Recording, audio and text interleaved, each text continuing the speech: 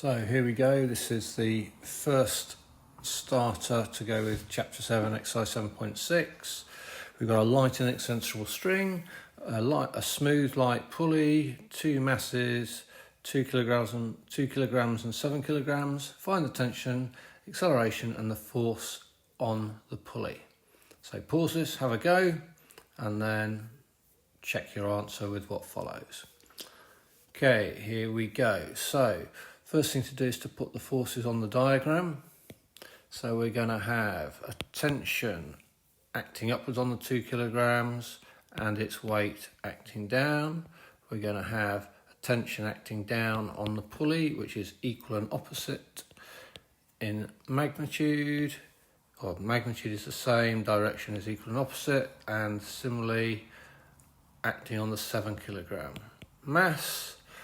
And the system is going to accelerate in that direction. So if we call this one A, this one B, we're going to apply N2 on A upwards, and we get T minus 2G equals 2A on B downwards because of the way it goes up here and down on this side. So we now get 7G minus T equals 7A. Usual routine, add. So 5G equals 9A. A equals 5G over 9 meters per second squared. Okay, to find the tension, we just substitute that back in. So if we substitute it into the top one, 1, sub in 1, we are going to get T minus 2G equals 2 lots of A, which is 5G over 9. So T equals 2G plus 10G over 9 newtons. Okay, and that we can just tidy up a little bit. So we get 18 plus 10 is 28G over 9 newtons. Force on the pulley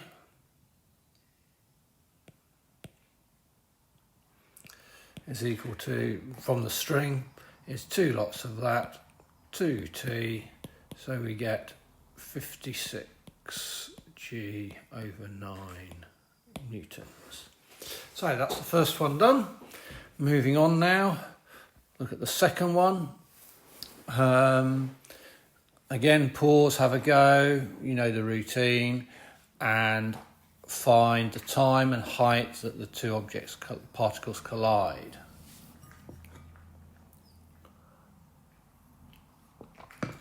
So, first of all, let's consider the particle that's starting at the origin at the bottom.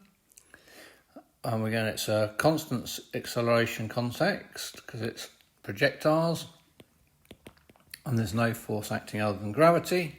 So we get U equals 30. We're taking positive as up, so that's our positive direction. A is equal to minus G. T, we don't know the time at which they collide, and we don't know the position, which we'll take as S. And it's the position of this object is S. We'll call it, if I call this object B, so you get SB.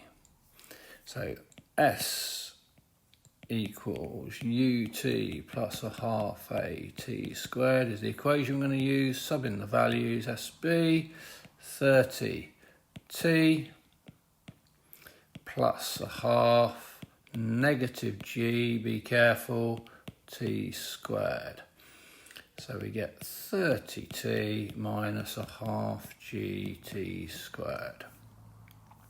Now let's think about A. So S is equal to ut plus a half at squared, but it doesn't start at the origin, so we need its starting point, SA0, added on the end. So we now get u is, I better list them out here, u equals minus 20, a equals minus g, t is the time required, and its position, s, is 100 plus how far it moves, isn't it? Well, its position. So, so s is ut minus 20t plus a half negative gt squared. So that's how far it's moved, plus its starting position, which is 100 meters. And that will be SA. So collide, same place, same time, so SA must equal SB. So we get 30t minus a half gt squared equals minus 20t minus a half gt squared plus 100. The minus half gt squareds cancel, add the 20t across, so we get 50t equals 100. So they collide, now conveniently, at t equals 2 seconds. Finding the position should now be easy. We just substitute back in to one of the earlier equations.